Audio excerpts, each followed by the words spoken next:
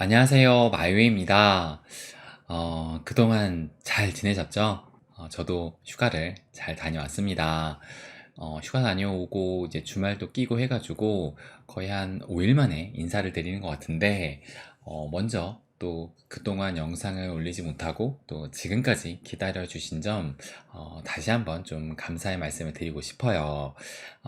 그러면 그동안 어떤 일이 있었는지, 이 휴가 때 무슨 일이 있었는지 또 간략하게 한번 말씀을 드려보면, 일단 제가 요 첫날에 요 사진을 올렸을 때만 해도 여기 썼던 것처럼 정말 비가 억수로 또 쏟아졌습니다. 그래가지고 하필이면 왜 휴가 때 이렇게 비가 많이 오냐 또 생각이 들어가지고, 뭐 요때 처음 사진을 올렸을 요때 워터파크를 간 건 아니고, 요건 이제 리조트에서 이 워터파크를 내려다 본 거였었는데, 이제 워터파크 가는 거는 그 다음 날로 예정이 돼 있었어요. 그런데 정말 다행히도 다음 날이 되니까 뭐 구름은 살짝 끼긴 했지만 비는 뭐 거의 오지 않아 가지고, 오히려 이 구름이 살짝 끼니까 이 물놀이 하는 데는 정말 너무나 좋았던 날씨가 되더라고요. 그래서 무엇보다 아이들이 너무 좋아하니까, 그러니까 저희 가족만 간 게 아니라 이 동생네 조카들도 같이 갔는데, 이 아이들이 너무나 좋아하니까 이 어른들이 행복해지는, 그러니까 아이들이 조금 크니까, 예전에는 아이들이 너무 어려서 놀지 못했는데 이제 둘째도 한 4살 정도 되니까 뭐 파도풀도 타고 뭐 무서워하질 않더라고요. 그래서 아이들이 정말 행복해하는 이 모습을 보니까 오히려 부모가 더 행복해지면서, 저도 예전에는 뭐 물놀이 가면은 제가 즐거워서 행복했었는데 이제는 부모가 돼서 아이들이 행복한 모습을 보니까 이제 행복해지는구나, 이런 것을 한번 느끼면서 점점 나도 부모가 되어가고 있다라는 이런 생각이 또 들기도 했습니다. 그러면서 이 돈을 쓰는 게 이런 곳에서 또 행복을 느낄 수 있구나 또 느끼면서, 앞으로도 좀 돈 많이 벌어가지고 좋은 곳 많이 다녀야겠다라는 이런 생각도 하게 됐습니다. 그래서 좀 모처럼 진짜 알찬 이 휴가를 보내고 온 것 같은데, 아무튼 이제 또 재충전의 시간도 가졌으니까 다시 제 본업인 이 유튜버에 집중을 하면서 또 여러분께도 좋은 소식 또 자주 전달드리도록 노력하겠습니다. 그래서 다시 한번 또 저를 기다려주신 점 진심으로 또 감사 인사드립니다. 그러면 이제 본격적으로 말씀을 한번 드려보면, 또 제가 그 휴가를 간 사이에 또 굵직한 이벤트도 있었어요. 그래서 그 대표적인 것이 바로 이 잭슨홀 미팅인데, 그래서 간단하게 이 잭슨홀 미팅을 좀 리뷰해보면, 뭐 어쩌면 당연하게도 이 파월은 원론적인 얘기만 했다라고 생각이 들어요. 그러면서 인플레는 여전히 높다라고 얘기를 하면서 추가적인 금리 인상도 준비되어 있다라는 이런 발언을 또 하기도 했습니다. 근데 이런 것은 어느 정도 예상이 돼 있었고, 사실 잭슨홀 미팅에서 진짜 궁금했던 점은 바로 요거였어요. 뭐냐면 이 연준의 인플레이션 목표 수치가 이 근원 PC 기준으로 2%가 목표였는데 이것이 지금 너무 낮다. 그래서 이 인플레이션 목표 수치를 2%에서 뭐 한 3%대로 올려야 되는 것이 아니냐 하는 그런 얘기가 계속 나왔었는데, 과연 이것에 대해서 파월이 무슨 얘기를 할까? 그것이 아무래도 이번 잭슨홀 미팅의 주된 관심사였다라고 저는 생각이 듭니다. 그런데 결국 이 파월 의장은 보시는 것처럼 중립금리의 논쟁을 거부를 하면서 여전히 이 인플레이 목표 수치는 2%다라고 말을 했어요. 그래서 어떻게 보면 이 인플레를 반드시 잡겠다라는 그런 의지를 다시 한번 좀 나타냈다라고 생각이 드는데, 그럼에도 불구하고 이걸 보시게 되면 이번에는 작년과 달리 이 잭슨홀 충격은 없었다라고 얘기를 하면서, 저무는 긴축의 시대, 그러니까 이 파월이 이 금리 추가 인상 시사에도 시장은 다음 행보로 인하를 점치고 있고, 이 월스트리트 저널도 이제 시장의 관심은 언제 금리를 내리느냐에 그 초점이 맞춰져 있다라고 보도를 또 했습니다. 그래서 결국 이 잭슨홀 연설 이후에 보시는 것처럼 미 증시는 뭐 전반적인 종목이 이 초록색이 많을 정도로 결국 상승으로 또 마감을 했어요. 그래서 이 지수를 한번 보시게 되면 뉴욕의 3대 지수 모두 이렇게 상승으로 마감을 했고, 뭐 S&P 500 같은 경우는 0.6, 나스닥 같은 경우는 거의 1% 정도의 상승을 했습니다. 그러면서 이 공포지수, 이 빅스 지수는 뭐 한때 한 18포인트대까지도 올라갔다가 금요일날 다시 15%대까지 하락을 했어요. 그래서 어느 정도 그 리스크가 완화됐다라고 이 수치적으로 좀 나타났는데, 그래서 주간 이 S&P 500의 흐름을 살펴보면 보시는 것처럼 최근 3주 연속 이렇게 내리 음봉을 보이다가 지난주에는 결국엔 보시는 것처럼 대략 한 1%가 채 못 되는 이런 상승으로 또 마감을 했습니다. 그리고 나스닥 역시도 주간으로는 이 3주 연속 음봉 마감을 깨고 나스닥은 무려 2%가 넘는 상승으로 또 마감을 했어요. 그래서 어느 정도 이 미 증시는 좀 반등을 했다라고 볼 수가 있는데, 그렇다면 과연 이 암호화폐 시장은 어떠냐? 그러면 이 비트코인부터 한번 살펴보게 되면 비트코인 역시 요 주봉으로 한번 볼게요. 그러면 보시는 것처럼 2주 전에 이런 급락이 나왔다가 또 지난주에는 미 증시와는 달리 양봉으로 마감을 못하고 결국엔 뭐 소폭이긴 하지만 음봉으로 또 마감을 했어요. 그래서 여전히 이 미 증시와 코인 시장은 그 온도차를 좀 보이고 있다라고 생각이 들고, 그리고 이것을 일봉으로 보게 되면 보시는 것처럼 8월 17일 이렇게 급락이 나온 이후로, 그래서 첫날 25.1K까지도 찍었다가 그리고 간간히 이 26K가 이런 식으로 또 무너지기도 했었어요. 그래서 어제도 26K가 또 한때는 무너지면서 계속 좀 불안불안한 모습을 보이고 있는데, 그런데 또 특이한 점은 뭐 한때는 뭐 26K가 무너져가지고 25K 때까지도 떨어지긴 하지만 결국에는 이 오전 9시에 종가 마감을 할 때는 지금까지 단 한 번도 이 26K 아래에서 마감을 또 하지를 않았습니다. 그러니까 이 종가 마감 기준으로 이 26K는 반드시 또 지켜주고 있는 거예요. 그런데 참 뭐 위아래 변동성이 크게 보이는 것도 아니고 정말 이 26K 선 요 부분에 딱 붙어가지고 지금 아슬아슬하게 이 26K 선을 지키고 있는 건데, 그러다 보니 여전히 이 추가 하락에 대한 불안감이 또 상존하고 있는 것도 사실입니다.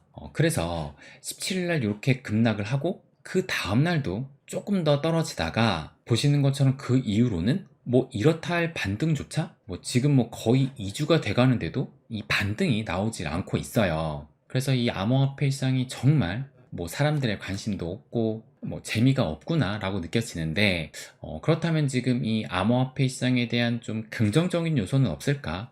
그것을 한번 좀 살펴보면 이 기사를 한번 좀 보여드릴게요. 뭐 글래스노드의 설립자가, 그러니까 뭐 우리나라로 치면 이 크립토컨트의 뭐 주기용 대표 정도 되는 거겠죠. 뭐 아무튼 이 사람이 뭐라고 했냐면은 비트코인이 25,500달러를 지키면 9월에 랠리가 가능하다 라고 얘기를 했는데, 그 근거로 뭐라고 얘기를 했냐면 이 상대 강도 지수, 이 RSI를 토대로 해가지고 비트코인이 9월 강세를 보일 것으로 예상을 하는데, 왜냐면 이 비트코인 RSI가 현재 30을 약간 하회하는데 이는 과매도를 시사한다 라고 얘기를 합니다. 그러니까 좀 전에 차트를 다시 한번 보시게 되면 요때 17일날 요때 이렇게 급락을 하고 나서 이 RSI가 30 아래로 떨어진 이후로 지금까지 계속 이 과매도 영역에서 벗어나질 또 못하고 있는 거예요. 그래서 과거 흐름을 보게 되면 보시는 것처럼 요때처럼 이 과매도 영역에 진입하게 되면 어쨌든 좀 시간이 지나서 이렇게 반등이 나왔기 때문에 이번 9월에는 이 반등의 랠리도 가능하다라고 말을 하고 있는 겁니다.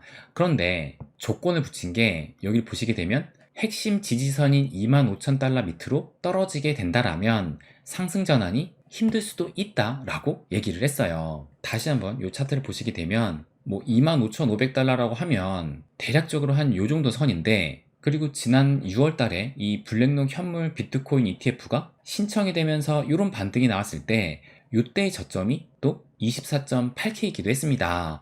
그러니까 대부분의 지금 뭐 전문가들이 대략적으로 한 25K 선에서 반등이 나와야 하는 이 주요 지지선으로 보고 있다는 겁니다.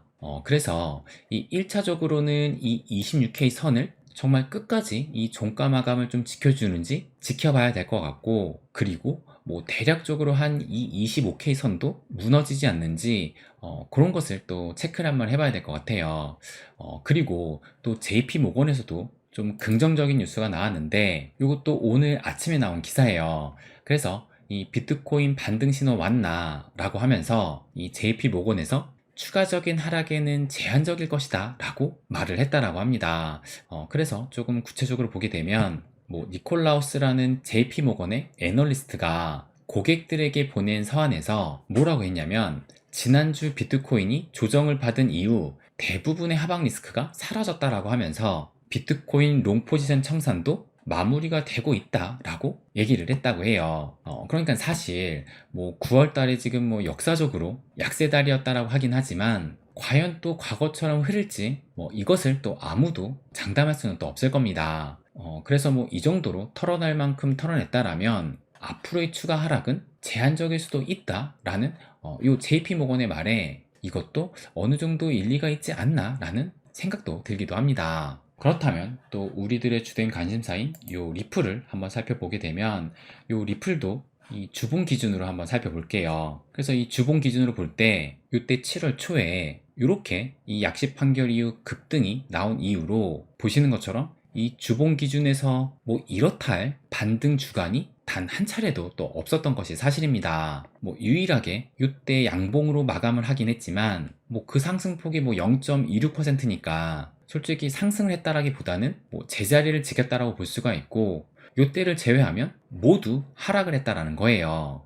그럼에도 좀 긍정적인 부분을 찾아보자면, 요것을 좀 일봉으로 보시게 되면 현재는 또 얼마 전에 이 급락 이후로 이렇게 만들어진 삼각 수렴의 요 끝에 위치해 있습니다. 그래서 과연 이쯤에서 또 변동성이 나올지 지켜봐야 되는데, 그래도 좀 고무적인 것은 제가 뭐 말씀드리기도 했지만, 올해 1월 1일부터 이어진 요 상승 추세선을 이 리플은 여전히 깨지 않고 지켜주는 모습을 또 보이고 있습니다. 그래서 대략적으로 요 선이 지금 0.5달러 선인데 현재는 0.51달러 정도 되니까, 결국에는 이 0.5달러를 끝까지 지지해 주는지 요것을 또 지켜봐야 될 것 같습니다. 그래서 올해부터 이어진 이 상승 추세선을 이 리플은 지금까지도 깨지 않고 있는데, 그런데 다른 코인은 어떠냐? 뭐 이미 비트코인은 아시겠지만 올해 이 상승 추세선이 지난번의 급락으로 이렇게 깨지게 됐고, 또 마찬가지로 이 이더리움도 한번 보게 되면 이 이더 역시 이 올해부터 이어진 상승 추세선이 이렇게 또 깨지고 말았습니다. 그러니까 시총 1위의 비트와 시총 2위의 이더도 이 상승 추세선이 깨졌고, 그 다음으로 시총이 높은 것이 바로 이 BNB 코인인데, 이 BNB 코인은 이때가 2023년 1월 1일이거든요. 근데 오히려 지금은 연초보다도 이렇게 가격이 하락을 한 상황입니다. 그러니까 대략 이때가 한 240달러 선이었는데 지금은 뭐 한 217달러 선 되니까 연초 대비해서 지금 10%가 넘게 하락을 했다라는 거예요. 그러니까 이 리플이 현재 유일하게 이 상승 추세선에서 살아있는 모습을 보이고 있고, 그래서 이것이 좀 긍정적인 요소이면서 고무적으로 볼 수 있는 상황이라고 생각을 합니다. 그래서 참 이 암호화폐 시장에 지금 투자를 한다라는 게 그 리스크가 커 보이고 과연 수익이 날까? 뭐 그런 의심도 좀 들긴 하지만, 그런데 이럴 때일수록 좀 조급함을 버리고 좀 거시적으로 지켜볼 때가 아닌가 라는 생각이 듭니다.